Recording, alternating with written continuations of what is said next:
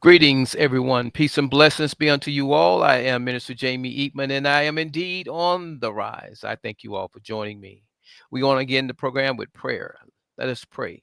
Most Holy Father, we thank you. Father, we just thank you for all you've done, all you're doing, and all that you're going to do. We just pray you continue to have your will and your way in our lives. We ask forgiveness for any sins we've committed knowingly or unknowingly. Ask you forgive us for our trespasses. Forgive those who may have trespassed against us.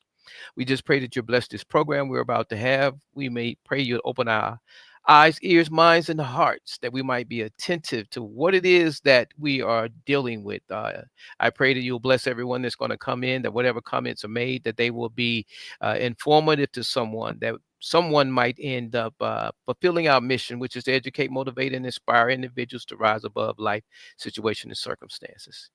So we just give you honor and glory in all things, all that we say and do. We give this prayer in the spirit of Christ. Amen, amen, and amen. All right, all right. All right, Brother Gregory, we are live and we're ready to get started here. All right. Okay. So, well, let's start off with the season. Do you celebrate Christmas? I do. Okay. So this is going to be good then. So that means that I have someone I know I can expect to be able to ask and answer without being offended or whatever the case may be. But Okay. this Christmas season, do you have any friends that don't celebrate Christmas? Yeah, yeah, I do.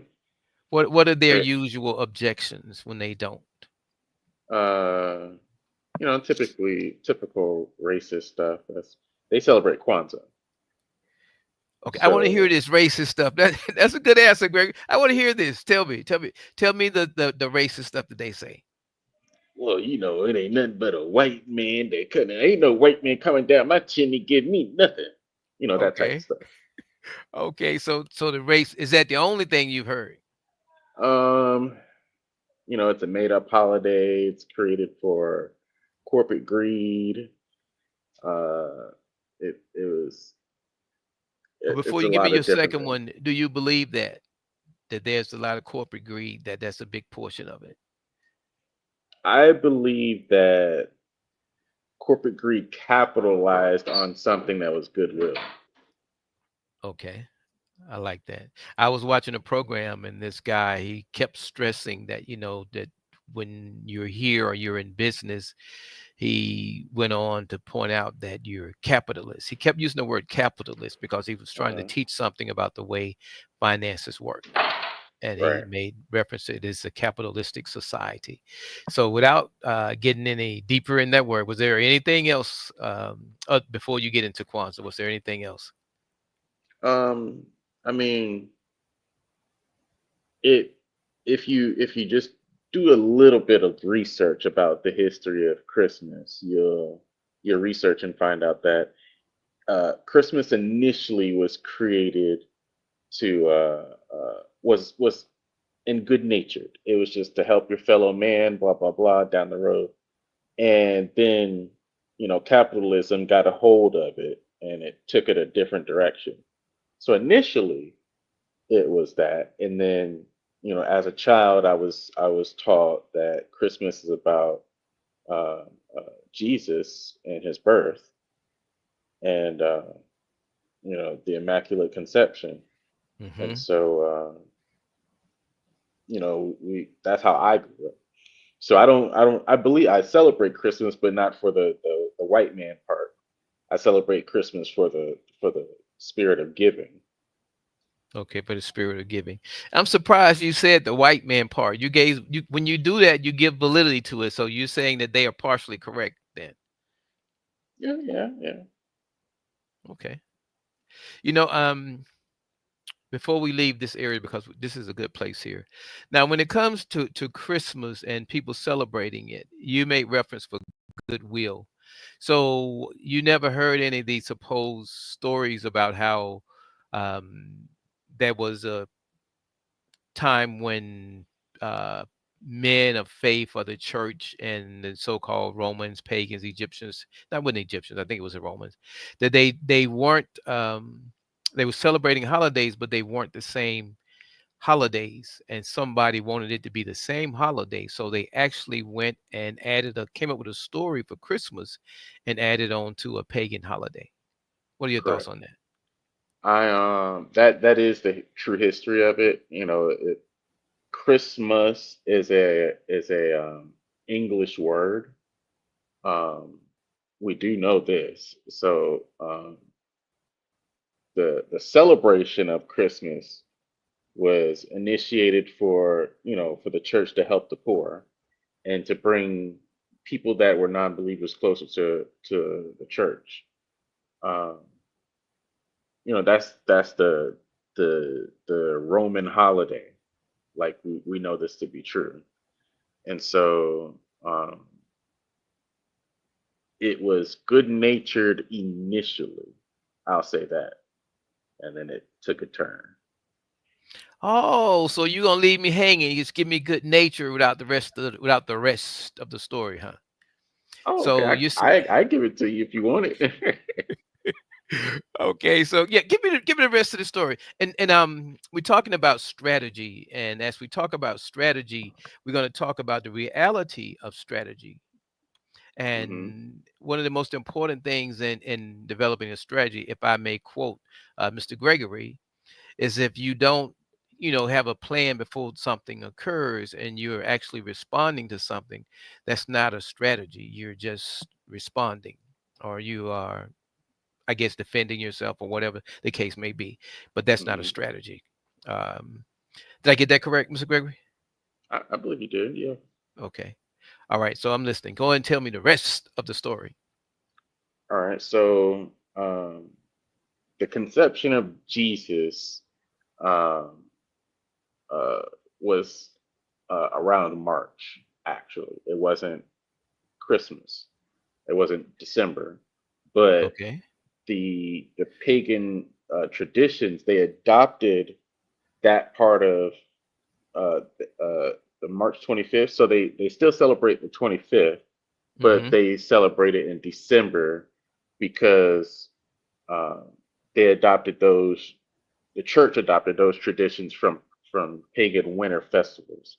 So pagans they would have these winter festivals and had nothing to do with Christ, and they were non-Christians. So the church wanted those people to turn towards the church. So they took March 25th and they put it on December 25th to say you shouldn't be worshiping these other things during the winter festivals. You should be worshiping Christ during this time. And so that's when that evolution of Christmas evolved. It was it was a way of bringing people to the church. That was literally the truth of it. Because if you do a just a simple search, you'll learn that Jesus wasn't born in December, but it's a celebration of his birth in December, if that makes sense. So the church made it a celebration on this day, Uh, even though. Go ahead. no, no, no. When you said that, but go ahead, because I was going to comment on it. But go ahead. I apologize. Go ahead. Uh-huh. And so like it's historians will say that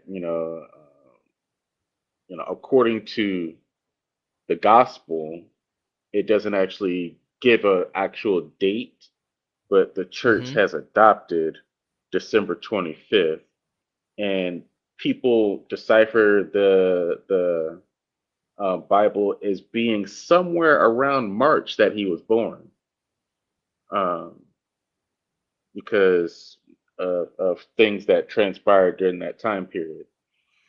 And so, because uh, uh, if you think about it, Jesus, he was born in a manger, and he was born amongst animals and Joseph and Mary. And so, when the three wise men came in, if they were to come during December, they would be blown by sand because that's when the winds come in from the Mediterranean Sea. So that trip wouldn't have happened in December because strong gusts of wind come annually during that time of year in December. Mm-hmm. So it had to be somewhere in the summertime or the springtime. Um, and some people say it was, March 25th, and that's why they used the 25th day. Others say that it was closer to the December 25th. Um, uh, and it was they used that to just take the Romans away from doing all these other winter festivals and turning it into a Christian holiday. That's what the church was intent. That was their intent, to turn it into a Christian holiday to bring people to the church. And Okay. so, uh, yeah, there's a lot of So let me information throw out there, let me but throw this at you then, Brother Gregory. So when mhm, and your thoughts. So when they took something that was, let's just use the word alien, and they wanted to um, take something that was friendly and um, build, or should I say, combine it with that which was alien. So the end product is what? Because I'm just thinking about, a little leaven leavens the whole loaf. So let's just say that somehow that theory takes hold and one affected the other or something got lost in it. Do you think the paganism got lost in it, or do you think the faith portion got lost in it? well, the Christians overruled the pagans, so the pagan got lost in it.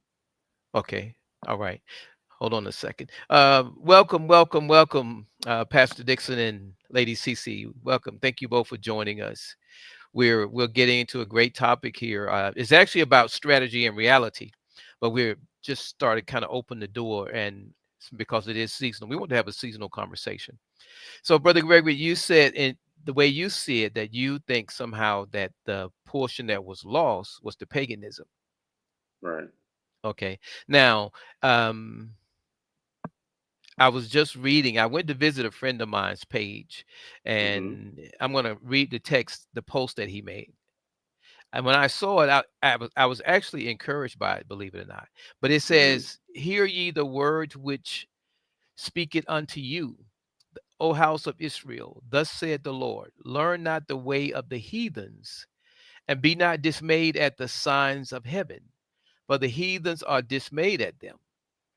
For the custom of the people are in vain. For one cutteth a tree out of the forest, the work of the hands of the workmen with an axe. Then deck it with silver and gold, and they fasten it to nails and with hammer, that it move not." And that was from the 10th chapter of Jeremiah. So when you hear that, what do you think about?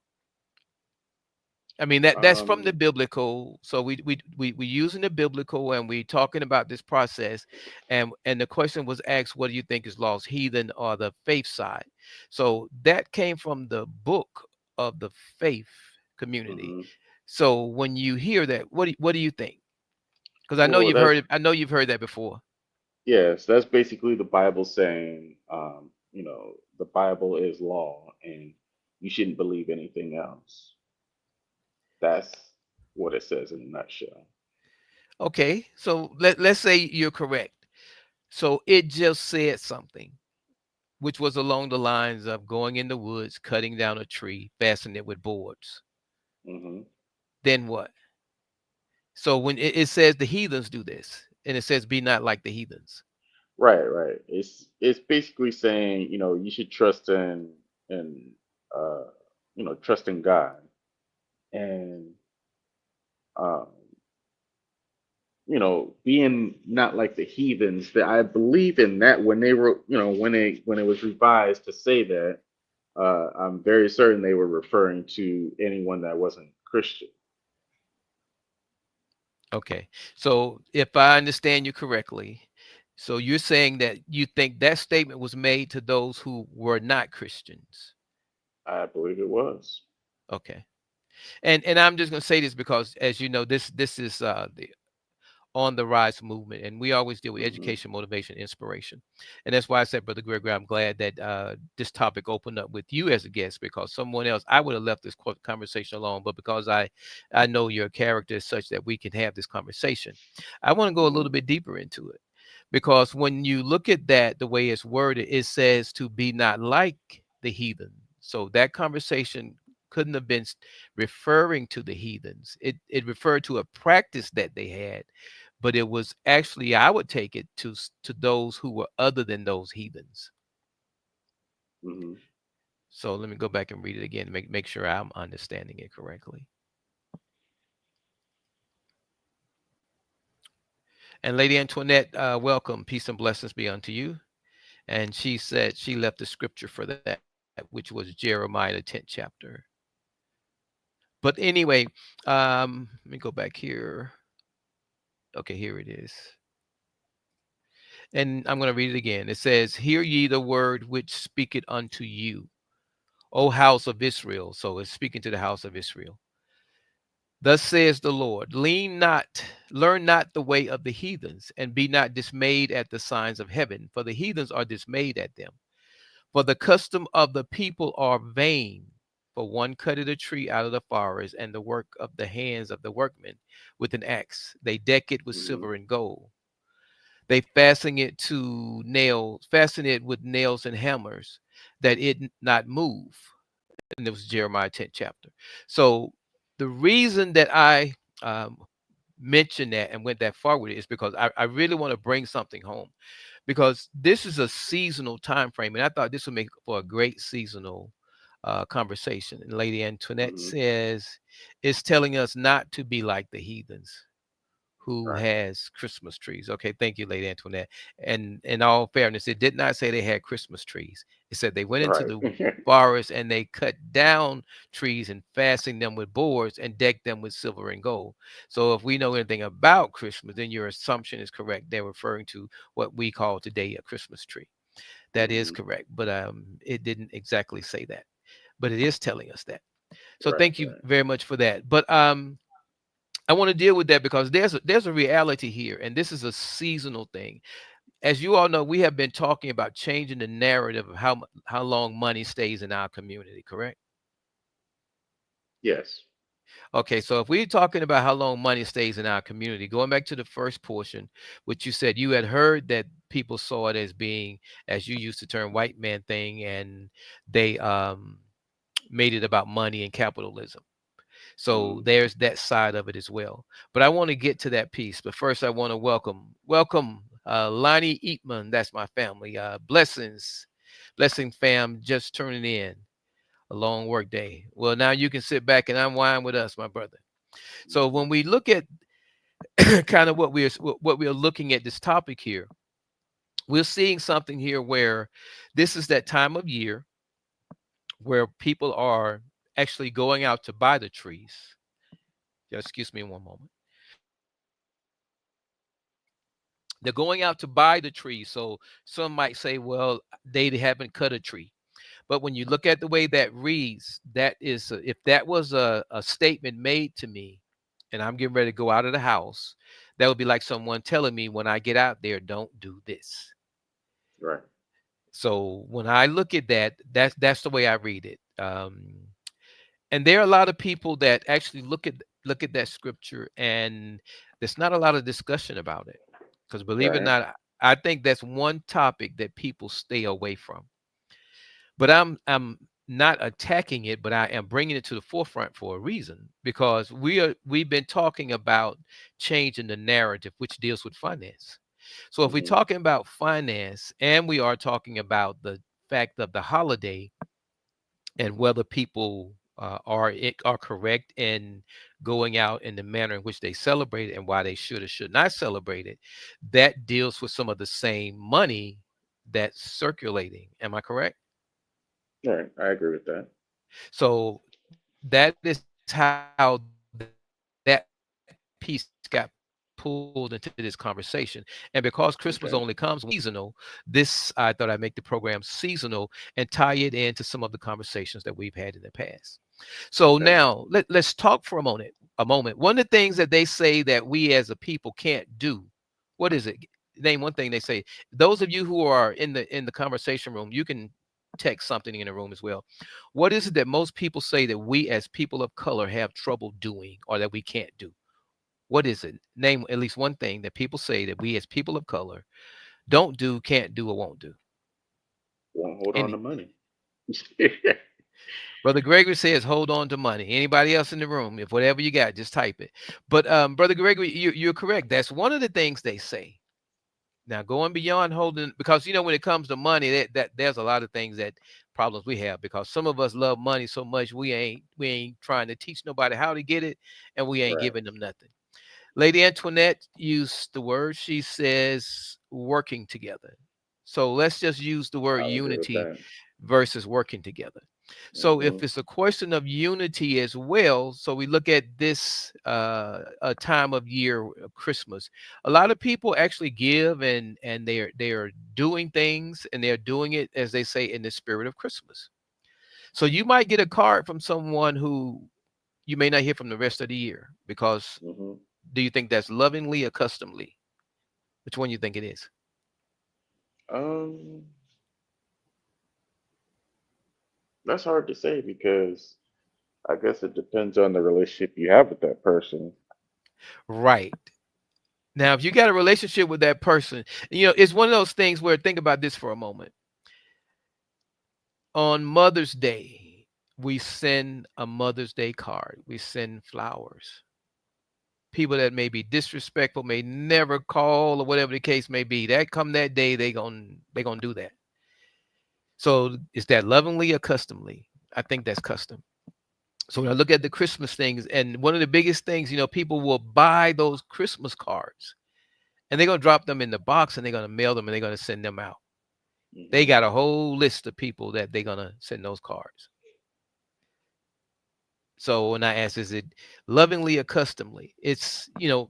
I'm looking at the fact that it all surrounds this day. If it were not for this day, would we actually be doing this? It's like if it were not for this, would we be here? A great Right. another example is Easter. How many times have we heard about how people get the little suits on Easter and they show up wanting to do speeches and all these things because is that faithfully or would you say that's traditionally? That's just custom. Okay, custom. All right. So, and I'm asking that question because when we look at strategizing, we have to kind of know the battlefield that we're on and kind of what is Hmm. taking place on it. Know the terrain, as you put it one day, you have to know your enemy. If what is it about him that you need to be worried about? Brother Right. Brown just came in, the researcher. He says, "Greetings, friends. Yeshua would be ashamed of how we are being deceived during this season. Satan at work." All right, my brother. And Brother Brown said that, and it's like he's making the assumption that nobody knows that everybody's deceived. But we're Hmm. gonna get back to that portion. So when we start looking at this strategy and knowing the people, even the Bible says you need to know those that labor among you, right? Right. So when we start looking at some of the things, and I put together a program where I'm trying to recirculate monies and dollars back within our communities. But when we look at something like Christmas, this time of holiday, um, most people is thought are willing to go into debt in this time of Right. year, which is some of those same dollars that won't be available for the rest of the year. Hmm. So if those dollars aren't available for the rest of the year because we went into debt at the end of the year, I have to look at that. I would have to consider that in trying to make a strategy about changing the narrative. So the first place to start would be okay. Let's question the legitimacy of it. So when we look at the legitimacy of it, then we have to look at some other things I want to bring before I look at how legitimate it is. But Lady Antoinette, I thank you for welcoming Brother Brown, and she welcomed you, brother cousin Lonnie. Thank you, Lady Antoinette. So if you look at what we are talking about here, the topic being Christmas. And we talking tying it into strategy. We tying it into changing the narrative concerning our money. And I want to make a slight parallel.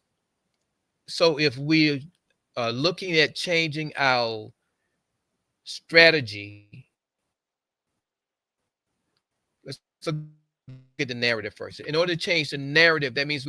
So that's where strategy Hmm. comes in at. So if we were to sit down and come up with a strategy, how do we do this? How do we get somebody in our community and keep everything from leaving us? So we got to first look at that analysis, that assessment. So while we're doing our assessment of this situation here, before we try to form a strategy, we got to determine, okay, what's working for us and what's working against us. So let's call this a people thing, Brother Gregory. You said about the capitalism being something with the white folks. So Hmm. let's look at the working together being a thing. Is that a white folks thing or is that a black folks thing? The fact that we don't. Uh, it's a very complicated answer to that. It's a very complicated answer to that because um, we have literally decades and a few centuries of conditioning to work against each other, and uh, because every other nation that looks at black people here, the one thing they all can agree on is that we don't work together. Everyone recognizes who the black person is in America. Every nation recognizes that person. They say you guys are most innovative. You guys are the most talented. You guys are the most this, the most that, the most this, and most that. But none of you work together because, uh, to be honest, America was built on our backs. It was built on our backs. It was built on everyone that wasn't from the Caucasus descent. It was built on their backs. Every Mhm. people of color built America, but people of color are so divided that they won't work together to create this country that is ours and ours alone. Because the truth is that uh, every time we get a little bit of money, society has programmed us to just give it right back to the people that gave us in the first place. So we were like, oh man, I got me a little money. I'm gonna go take my money and go to Walmart. Who was Walmart created for? The Caucasians. Who it was created in Arkansas, in the middle of the United States, and then it branched out, and it was like, man, they got some good prices. Instead of going down to your local boutique that's ran by a black woman or a black man and buying some clothing that they made with their own hands, you go to Walmart and say, well, I'm gonna go get this for this, that, the third child, and this, that third husband, and like I said in the last time we brought this subject up, I said, look, let's just hold on to our money. How about we don't go broke this Christmas? How about that? Right. Okay, now you make some valid points, but at the same time, if you look at what's being done, I have one contention with what you said, All right. and that is the fact that you started with how we've been programmed. So you looking at the history of it. I'm a firm believer that if a person doesn't know their history, that they are apt to repeat it. So you I have to agree. know what has occurred in your past. But when it comes down to where we are today, when we start looking at things in the manner that we have some inadequacies and we can look at the past and see why, we have to be careful that we don't look to see and validate. See, while you're saying that, someone listening might feel validated in the position that they're in. Now, I Hmm. know, because I know you, I know that you're making a proper assessment. But somebody else hearing that might think it's okay, and rather than go out here and do and strive to rise above, they'll go out here and be willing to protest and somehow feel valid where they are, versus trying to realize that nobody's going to give you anything.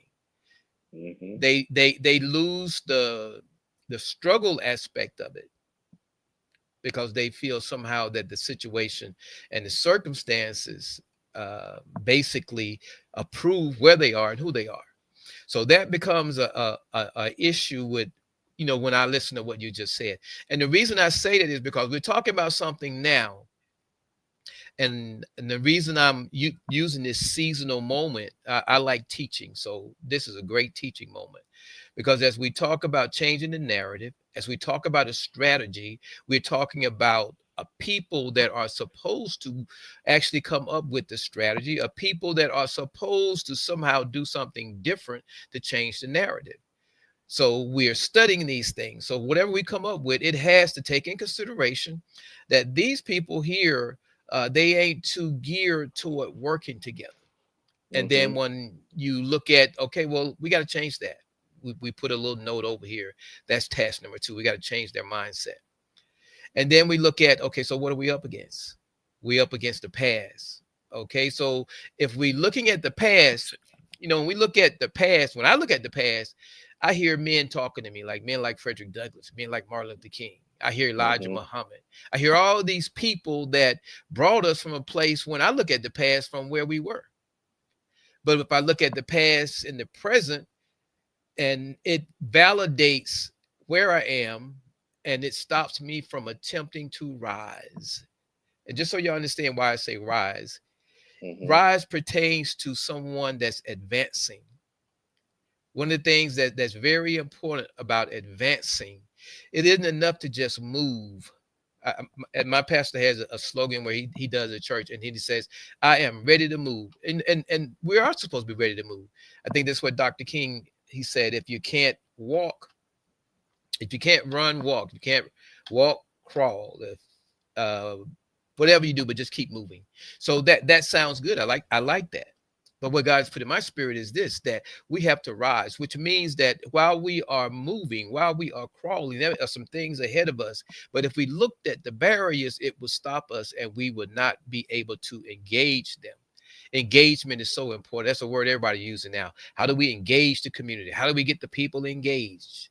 Engagement is important, because until a person engages something, they have no opportunity or no chance of rising above it, of dealing with it.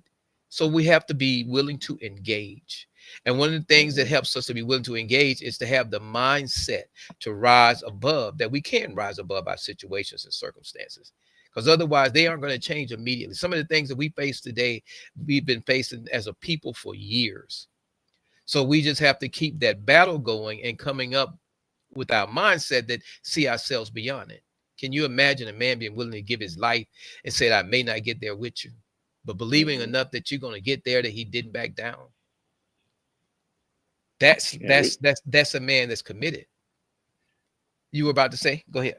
I say, yeah, we have to come together, and we got to, you know, put put to bed all this jealousy and enviness and all this negativity, because there's only three reasons why uh, black people come together and they agree on something.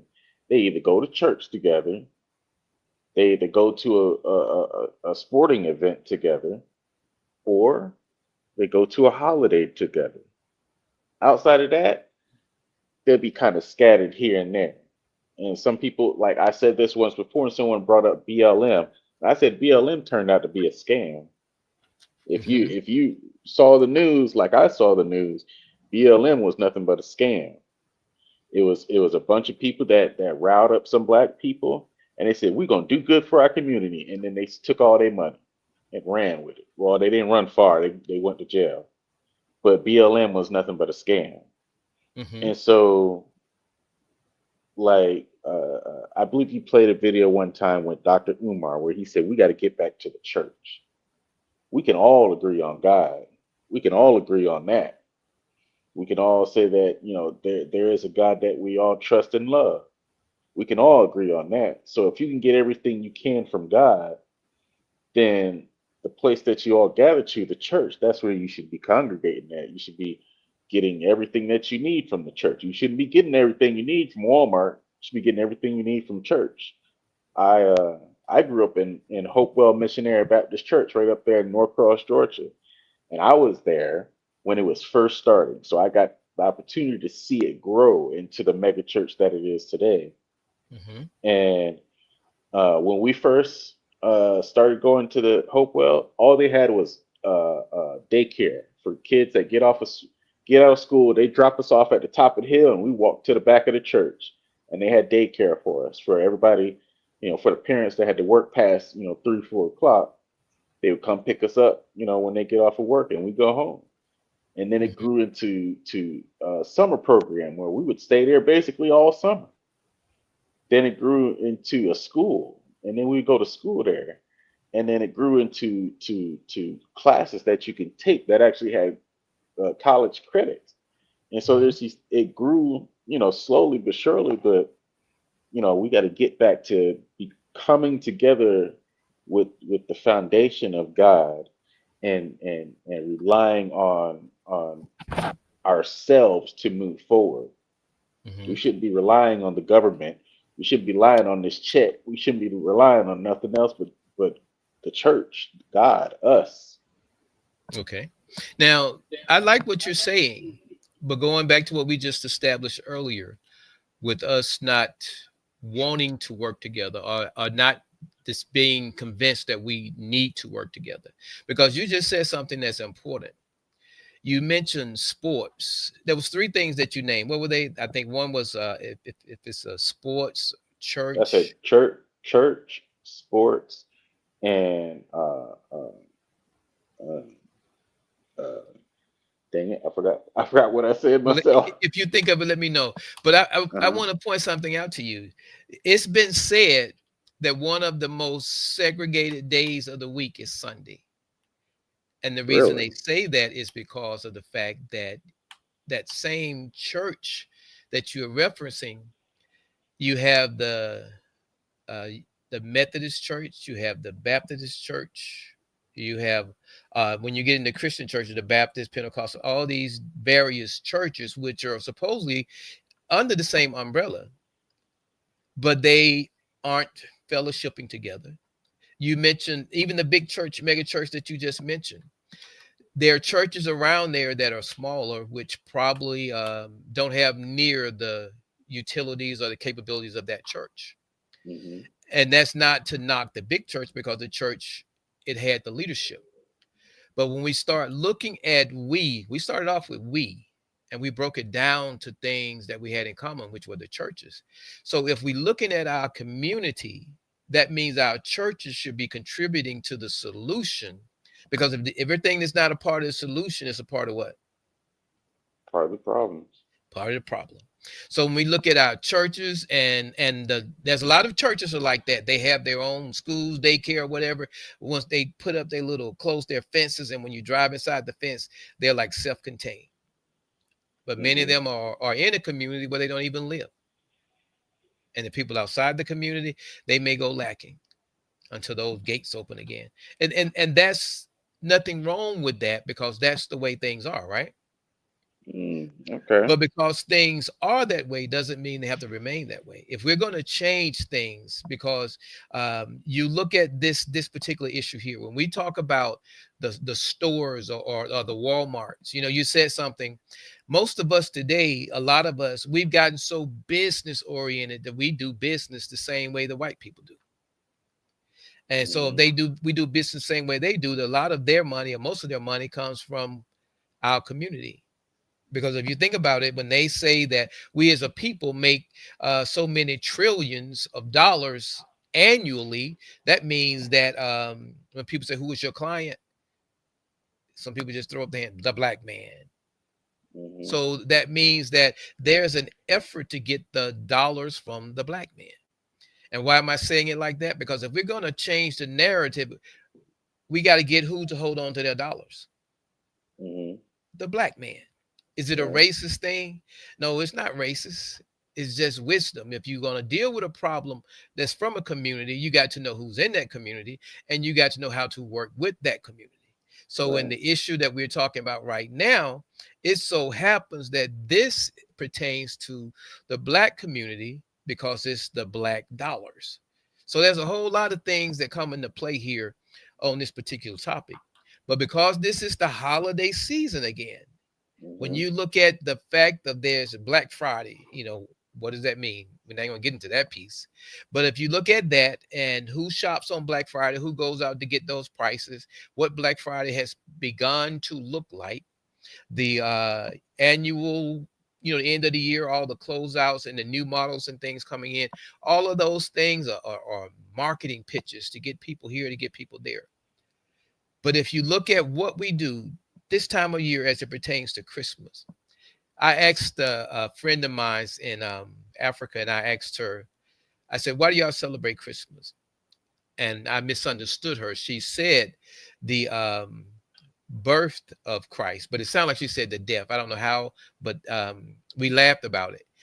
But when you think about the concept of celebrating the birth of Christ, is that really why we celebrate it? If I were to do a consensus now with everybody listening, it may be, let's say if it's 10 people, how many people you think would say yes, it's the birth of Christ? I don't know. Might be a few of them. It would be a few, because the Bible tells us in all I get an understanding. The better we understand something, the more inclined we are to do it, the more inclined we are to be with it. When someone, um, I used to look at people and they raised a fist, Black Power. I Hmm. wasn't so inclined to raise my fist because of some of them, I didn't think they were, a great image of Black Power. But I heard Hmm. this guy give this thing about fists, and he says his mother told him to open his hand and how far apart his fingers were. But then she told him to form a fist, like, and that fist makes a community. And she asked him how many fingers would his thumb cover. He said three or four. And he went on to say that she told him that was the number of friends he might have in a lifetime. But she used it as an example. So when she explained it that way, it gave a much deeper uh, significance to the fist to me. So I could easily raise my Hmm. fist now and people not get what I'm saying. It does mean power, but it's deeper than that for me. So depending on what we've been taught, what we stand behind, and what we stand for, is what keeps us moving, or actually causes us to turn and go the other way, or to haphazard or half-heartedly be there. Yeah, I don't know Hmm. if you all have ever watched those videos where they actually sick the dogs on the Black people when they were marching. It's about character. When character is, we can all get arm in arm and we start walking down the road. But the moment something happens that's contrary to our walking down the road and makes it more uncomfortable, there are people that will trample other people trying to leave what they were supposedly committed to doing. What do you Hmm. think of that? What are your thoughts on a scenario like that? Can you envision it? What are your thoughts of it? I I saw those videos when I was in elementary school, and I prayed that I would never see it, and I actually did see it as a human being. It wasn't a dog this time. It was a gun. They just straight Mm, up shot these black folks. They just straight up threw them down on the ground, and they threw them down on the ground because they were upset. They were upset because someone killed one of them, and they got shot and they got thrown down to the ground. And the more upset we get, the more loud we get, and the more people with guns become more afraid. And let's just be honest, the reason why police officers are shooting black people is because they are afraid of us. Because the concept of a gun is a cowardly action. Because before guns, in order for you to kill a man, you had to be up in that man's face. And the more cowardly we got, the further that bullet had to fly. And right now, the most cowardly thing to do is to press a button and shoot a missile that flies thousands of miles away to the other person. That's the most cowardly way of fighting. And uh, Jesus said in the Bible, "I will turn my other cheek." That's face to face. Jesus took that slap like a man.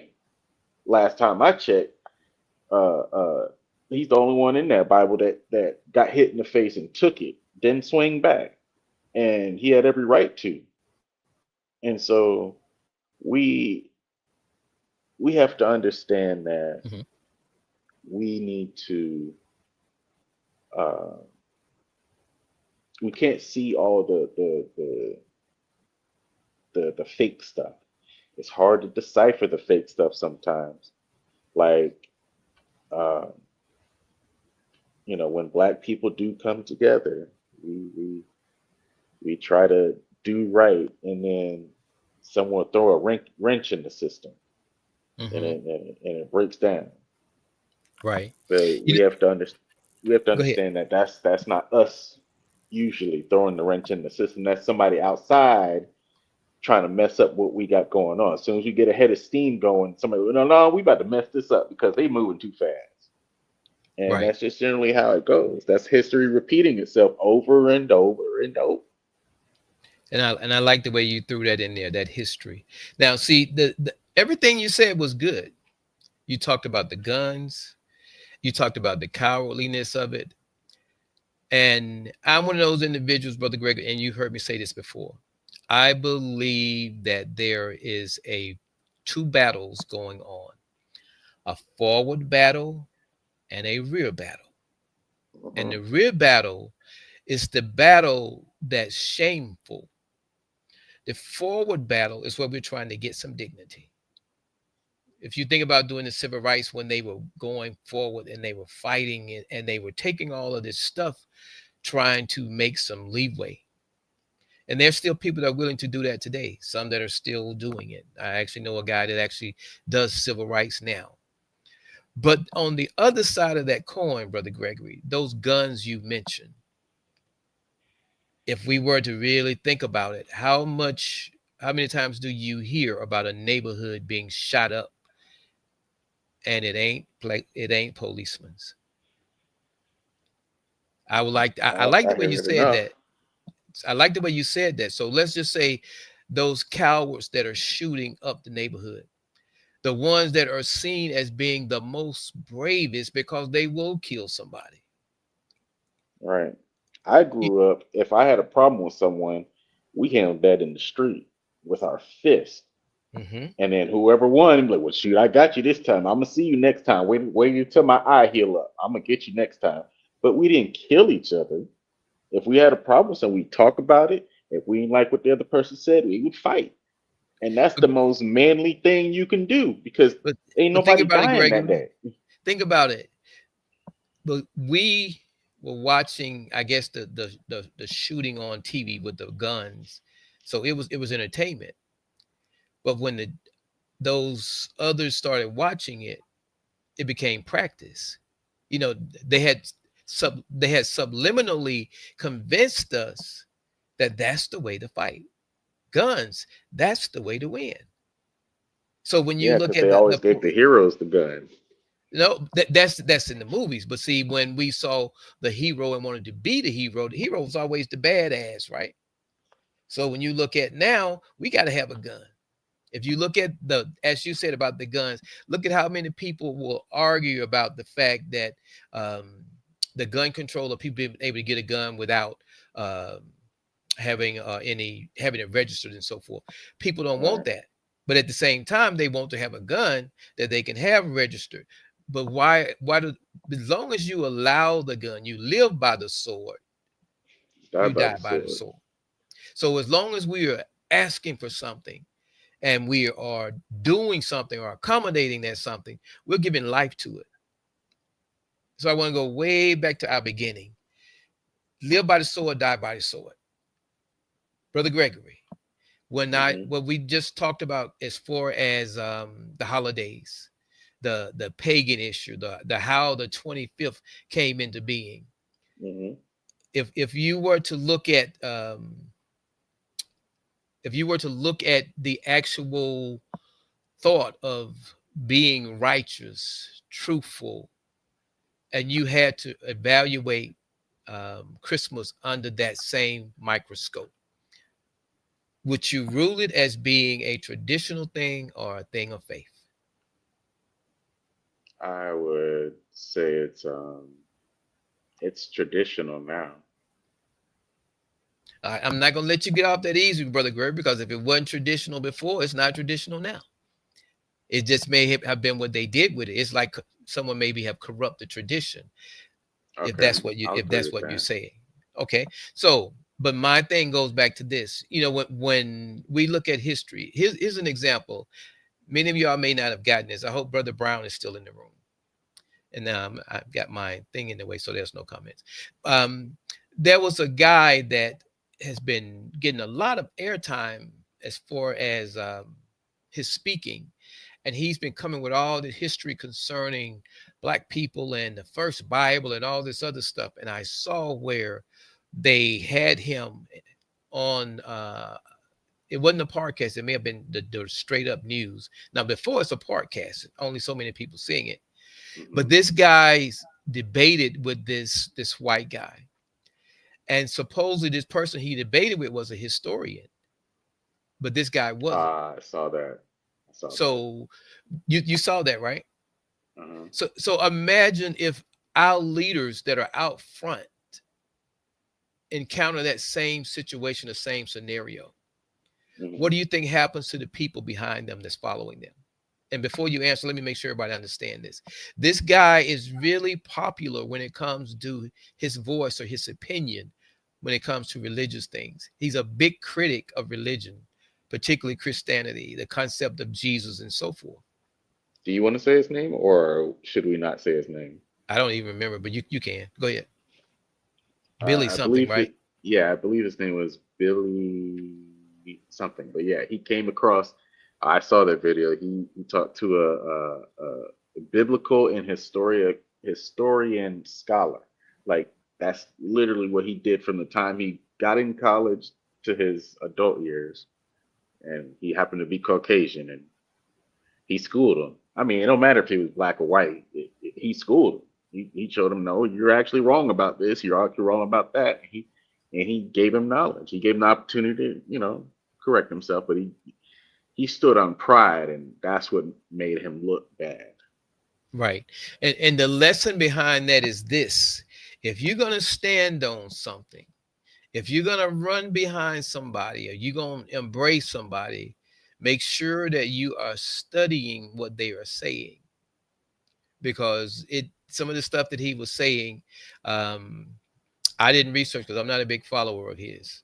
But if I Hmm. was, I would have been studying. When I sit under someone, I'm listening to what they're saying, and it's either going to be they get my amen or they're going to cause me to go study, because it's like that. You have to know that you know that you know. So this guy, when that happened, my first thought was about my friend Brother Brown, because Brother Hmm. Brown shares some videos and things with me, and this guy was one of the key videos that he shares. So His name when was you Billy Carson. Right. So when you look at the fact of what took place and happened with him, the people that have been standing on what he stood for and standing behind him, that's almost like when they killed Jesus. When Jesus was killed, that everything he stood for kind of, was questionable.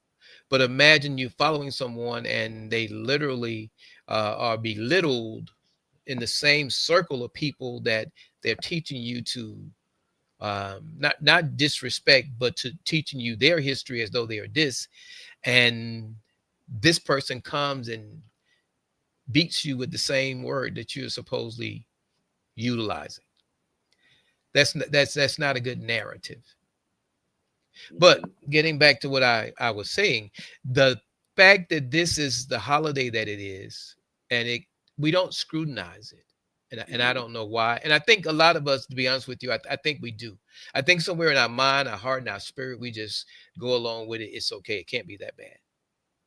But I think that Hmm. would be comparable to Jesus going in the temple, turning over the tables where they were selling doves. And if you think about it, those doves were supposed to be an offering that was supposed to be taken into the temple, but they were just out there making money, taking it Hmm. into the temple. So if something was wrong with that, providing the people with a sacrifice or whatever, and he called them thieves, if you can imagine Christmas and when we were a child, I don't know about you all, but there was probably a point where I was never told the chimney and putting what is it, whatever in your eye and all that. I didn't get all of that, but Right. I never knew the issue with Christmas. And when I did, I still didn't think twice about it because it had been such a part of me. And I think that's why I asked you the question: was it faith or was it tradition? There's some things that Hmm. we do traditionally that as the children come up, it's so ingrained in them, embedded in them, that by the time they become adults, it's a hard decision to uphold something because of your faith when you have lived that and been taught that, and everybody else around you lives it. Right. I had Yeah. to. I had my children live that because of the fact that it became a part of my faith. At the time, I was learning to get my X, Jamie X, and I was not having it because it wasn't a part of the faith I was studying or believing. So it was easy Hmm. for me. But truth still becomes truth. So when truth comes forward, if it's about faith and the truth comes forward, do we go on? Do we go on with that little lie? Imagine Eve and the serpent and everything he said there.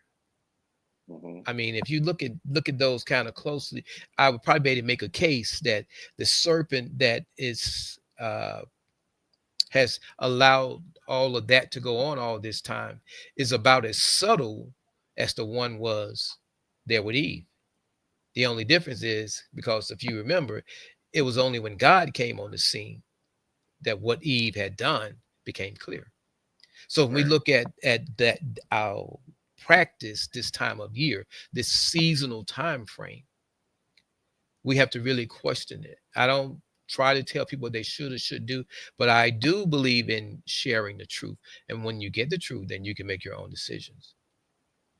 But I touched on that. I touched on it as far as changing the narrative. So we've talked about the money aspect. Now we got to look at the strategy aspect. So, Brother Gregory, if you were bringing together your troops, and you knew you had this set of troops over here that wasn't really committed to the cause, how comfortable would you be in taking them into the battle? I would I would be comfortable enough to take them in the battle because then I would have to sit down with them and understand, their viewpoint of things. Right. I like that. Now, it's like most people, you've heard the saying, fake it till you make it, right? Hmm. Um, Dr. King had made reference to those questions. Is it popular? Is it political? And is it correct? Right. So let's say this person here is about position. He's not concerned with any of those. He just want to make sure if it moves him up ahead. That person is going to be there. That person's on the front line. That person's out here speaking against this. But the moment there's some pushback, that person is gone. Is that the type of They person you want crumble. to put on your front line? No. Okay. I wouldn't put someone that I know would crumble under pressure. However, I would keep them so they can learn what a leader looks like. I like that, Brother Gregory. That's a great answer. Now, however, some of the same people we're talking about now, we watch them, we put them in the office, and we see what the office and politics does to them. Hmm. When do we learn that it's not enough to watch and see who we think has what we need? There has to be a way of how do we get this into them? Because remember, we're talking about unity, right? Hmm. So now comes the unifying piece of the unifying part. What is that thing that's going to unify in such a manner that I'm on the right and I'm not worried about my the left, because I know the person on the left got their part just as well as I got mine. So the thing that can create leaders and create followers is humbleness. Humbleness is what makes a great leader, because there's no person on earth that knows everything. There's not one person that does. There are people that know a lot of things, but there's not one person, not one human that's ever lived or that is living currently that knows everything. Hmm. So if the person that you're listening to um, can be proven wrong, and he says, I didn't know that. Can you teach me more? That's what makes a great leader. And I would advise you to listen to more what they have to say. But if you come to someone that they were right 99 times and then they were wrong that one time, and then they fight tooth and nail to say, no, no, no, I'm right. I'm trying to tell you I'm right, even though the other person has presented their argument as to why your leader is wrong, but they don't think they're wrong, and they're not being humble about learning something new. That's probably not the person you want to follow. And we can go back to Billy Carson. Billy Carson was a person that spoke on the Bible. I didn't really listen to him, but I knew of him, if that makes sense. Hmm. And Billy Carson, he spoke on the Bible. He spoke on some things, and uh, uh, the other person that came on to a podcast with him. His name was Wes Huff, Weshuff, and he said, "You know what? I want to talk to you about these things." And he presented some facts. He didn't call him names. He wasn't mean to him. He didn't cut him off or anything like that. But he was presenting facts to him that when Billy Carson would say something, uh, when he doubled down, that's what made him look bad. Instead of just saying, "You know what? I didn't know that," or "You know what? I'm learning something new today." Hmm. Instead of going the humble route, it made himself look bad. And this is the part that he's not a leader. After that podcast, he decided to attack Wes Huff by suing him. Now, if you came onto a podcast and you were proven wrong about a few things, why would you attack the truth? Hmm. Right.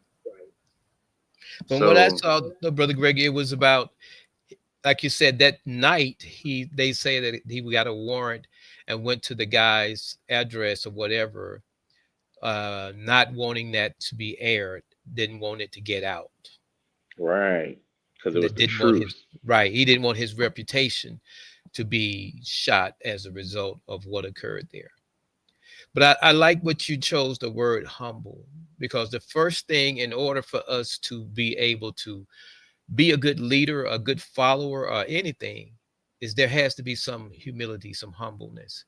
Hmm. There's a saying that you can't teach what you don't know.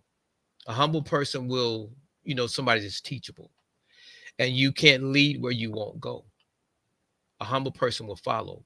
And when the day comes for Hmm. them to lead, they have been there, so they will be willing to go. But there's some who aren't going to go because, again, is it profitable? Most Right. leaders is not profitable. If you think about the world today, I've had jobs where people told me, that were my boss told me, I made more money than they did because I worked overtime. But they had the position where they got a salary, but I was working where I had overtime. And I'm saying Hmm. that to say that person uh, couldn't do their job less effectively because I made more. They had to do what they were called to do. If you Hmm. think about that, that's that a clear example of the first shall be last and the last shall be first. So we Right. need to be mindful of that. We've touched on a lot here, and there's one thing I want to share, Brother Gregory, because I meant to touch on it, but we've covered a lot, and it's been good. But I want to share this one thing here, and I don't even know who it is. There's just certain videos that I save and I'll give them a topic. And this video, the topic on this video here is very important, because as you painted that narrative, Brother Gregory, those white cops are terrible on us black people. That's the forward battle. But I want to show you what the real battle says. Hmm.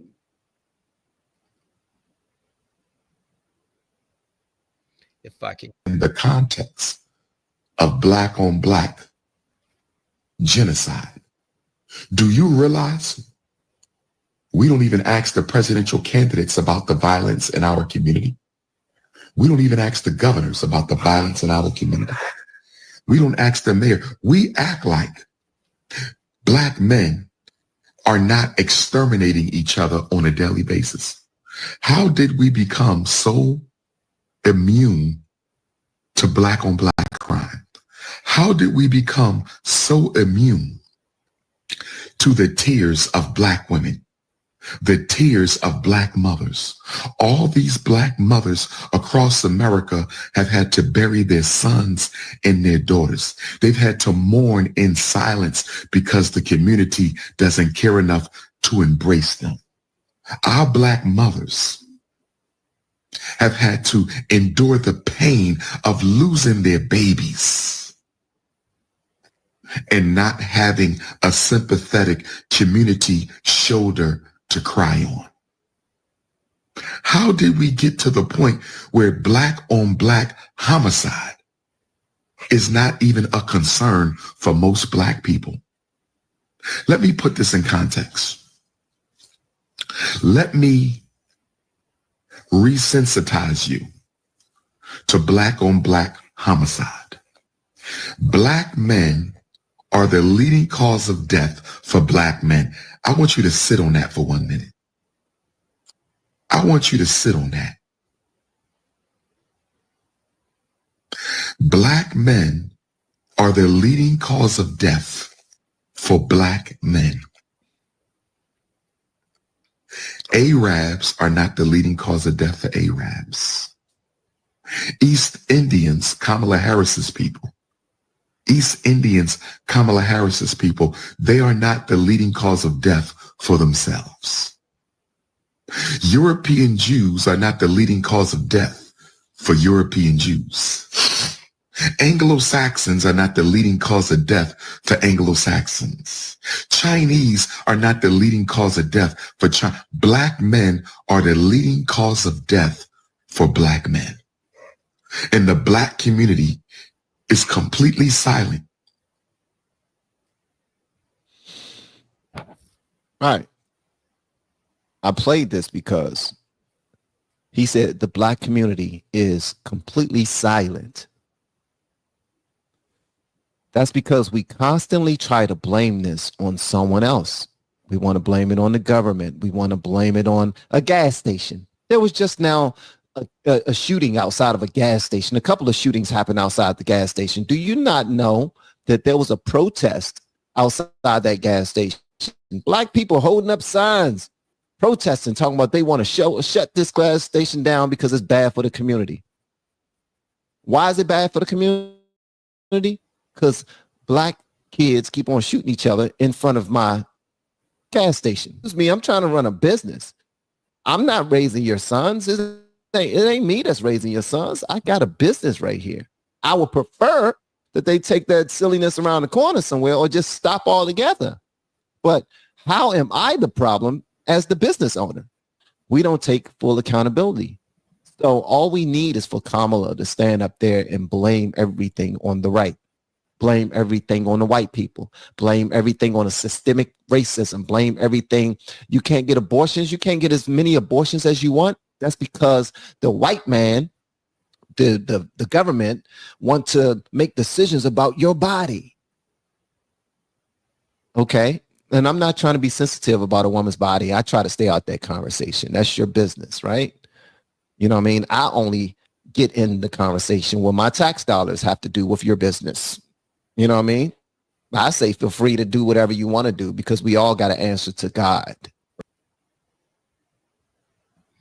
Okay, I think that's where he might have left off at. What are your thoughts on that, Brother Gregory? I believe I spoke on this a few episodes ago about the top 5 leading causes of the black man. You did say that, yes. Yes, I did. And homicide number 1, heart disease number 2, cancer number 3, unintentional injuries, that's grouped in with everything else. And then the 5th one that not a lot of people they fail to mention is suicide. So from the first one to the 5th one, it's still a black man killing another black man, whether it's himself or another black man. And it's shameful.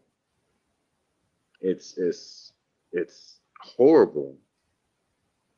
And just like the gentleman said, you can blame everybody else, but we got to hold ourselves accountable because ain't nobody pulling these triggers but us. Right. And I wanted to and I asked you that specifically because as we were speaking earlier, if you remember, you kind of started with the police portion, and that was the forward battle. And Hmm. this is what I call the rear battle. The things that we have to address, we have to face, we have to somehow change. And if we ever going to get to the point where we can come up with a strategy, which is what the program was really all about, strategy, we have to look at and analyze everything that we're up against. And everything that we're up against to include this seasonal holiday and its impact on our people. And there are some others that are going to follow. You know, there comes a point where certain things could actually work as a catalyst to unite. But uniting usually causes some problems because somebody has to give up something. Somebody has to be slightly uncomfortable. I made reference to the Montgomery boycott before. Can you imagine, you got to go to work at somebody's house, some white person's house, but yet you're boycotting the bus, but you're late because you boycotting the bus. Hmm. Can you imagine that prejudiced person, waiting on you to get there, be it the transportation that they had made arrangements for came late, or you had to walk? Right. Can you imagine that? The intolerance Yeah. that person would have had because they didn't understand the fight. They didn't understand the plight. But today, a lot of us don't understand the fight. That's why we aren't fighting. We don't understand the plight. But the reason for that isn't so much that I don't think the people aren't willing to fight. I think there needs to be a little bit more of uh, defining the fight. What are we fighting for, and what are we fighting against? And one of my biggest things is the only way you can fight ignorance, you have to fight it with knowledge. Hmm. So when you're around those situations where all of this ignorance is going on around you, you can rise above it. It ain't going to take Yeah. you out of that situation. It's not going to change the threat that those people are facing, but you're in the world, but not of the world. And when you get to the point where you realize the power of that education, then you know what it means to be on the rise Hmm. because you're willing to be educated, motivated, inspired. And if you have the power to, be it power of persuasion, be it power of knowledge, be it power of position, whatever it is, and you willing to exercise it, then you exercise that power. And when you exercise that power, you'll see that you liberate other people to also rise.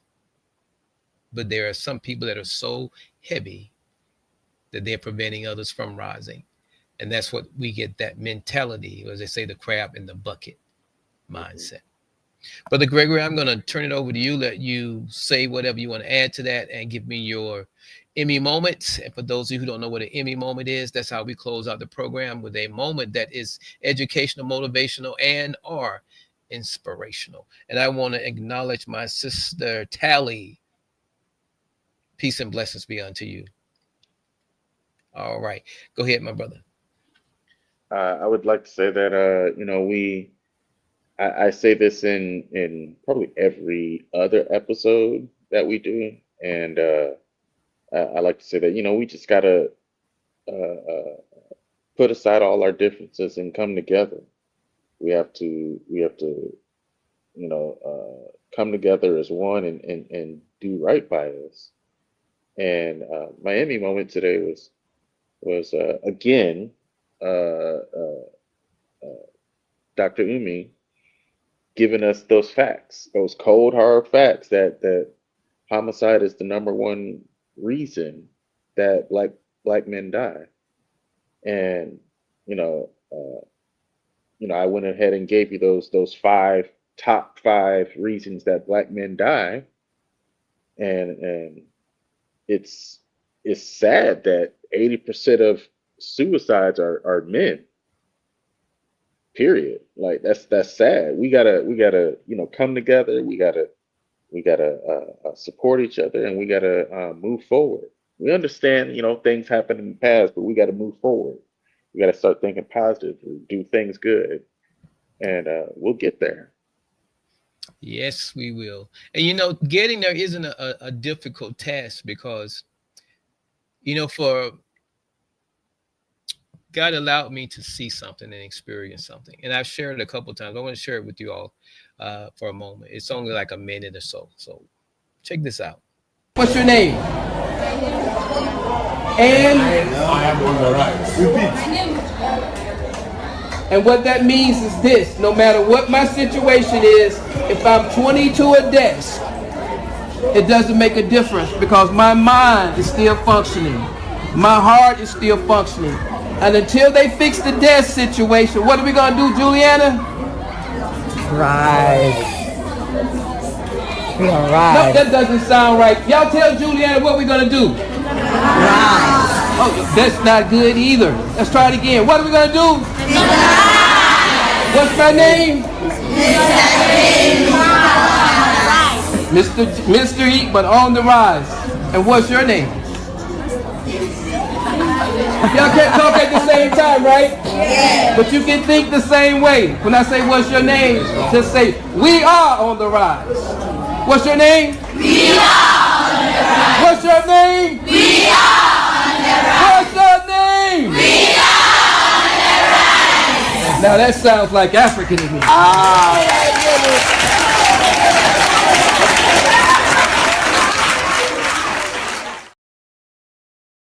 now, you all may not know how, you might look at it and appreciate that, but to stand there and feel that is different.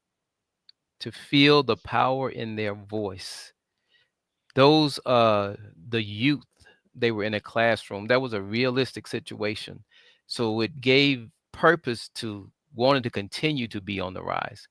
But it also showed how important there is to have a cry, because they did everything in unison, as you all saw.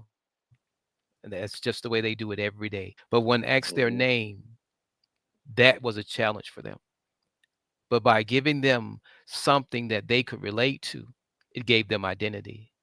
And when I said that sounded like Africa to me, I didn't say boys and girls or whatever. I said Africa because there was a voice, there was a cry. And that same cry wasn't we are Africa, it was we are on the rise. And we are on the rise is something that anyone can embrace. That's why we are having the On the Rise movement.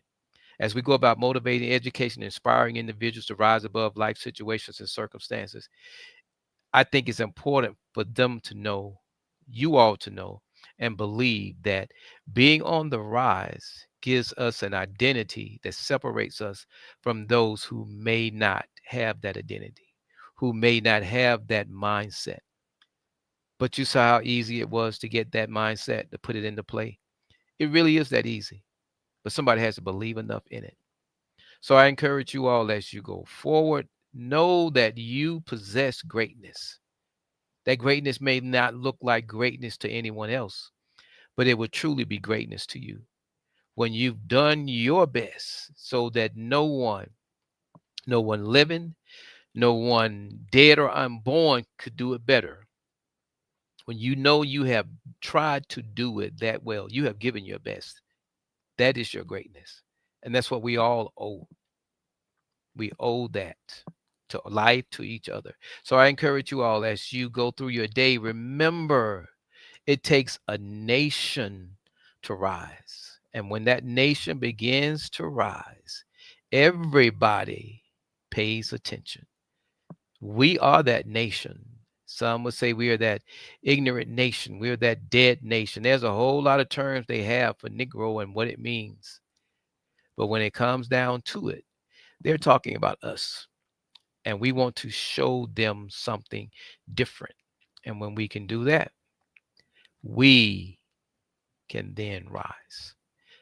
Anything else, Brother Gregory, before we call it a night? No, you said it all. In that case, then we want to thank you all for joining us, and we want to invite you all Wednesday to join Lady Antoinette as host and me as her co-host. And we will be doing Rise to Prosperity. And Rise to Prosperity is a show of education, motivation, and inspiration. I actually thought I do have it right here. Greetings, peace and blessings. You're invited to Rise to Prosperity, Wednesday evenings at 8 p.m. I, Lady Antoinette, and my co-host, Minister Jamie Eatman, would love for you to join us, our panelists, and our conversation room guests Wednesday evenings at 8 p.m. as we rise to prosperity. All right, everyone. Thank you all. Peace and blessings. And I want to extend an invitation to you all. Please go by, what is it? YouTube.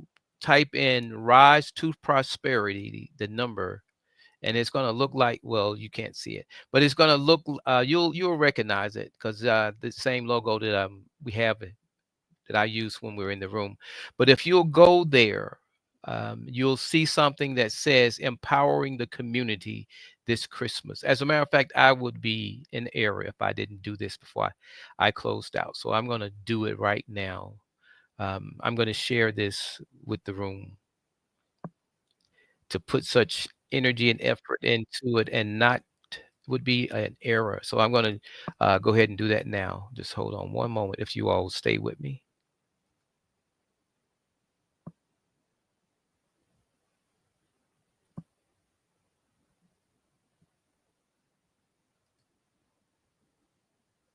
Okay. You all should be able to see that, and I'm going to enlarge it, and I'm going to play it. The gift of empowerment. Christmas is a season of giving. This year, give more than a present. Give the power of prosperity with GUAP and R2PIP. R2PIP isn't just a gift, it's a step towards financial empowerment for our community. Whether it's your family, friends, or a neighbor in need, gifting GUAP and R2PIP is the perfect way to show you care. Join us on this journey of change. Visit www.odiercommunity.com to join the On the Rise community. Visit r2pip.com to buy GUAP and R2PIP tokens. Visit r2pip.com and take advantage of the R2PIP presale. Buy R2PIP at 1 cent a token. All right. That'll do it. Thank you all. Peace and blessings.